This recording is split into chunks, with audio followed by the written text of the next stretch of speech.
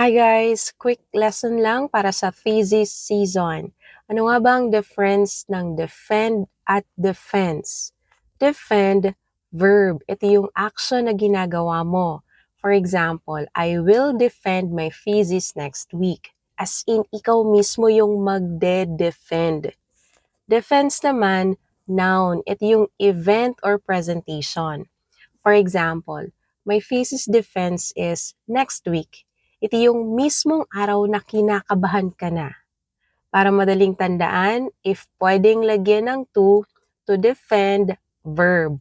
If pwedeng lagyan ng my or the, my defense or the defense, noun.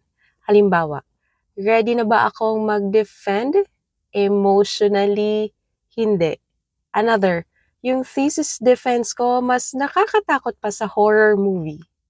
Another, I will defend my chapter 3 kahit ginawa ko lang yan habang half asleep. And lastly, sa defense slides ko, 20% research, 80% coping mechanism. So ayun, defend, action. Defense, event. Kaya good luck sa thesis defense nyo.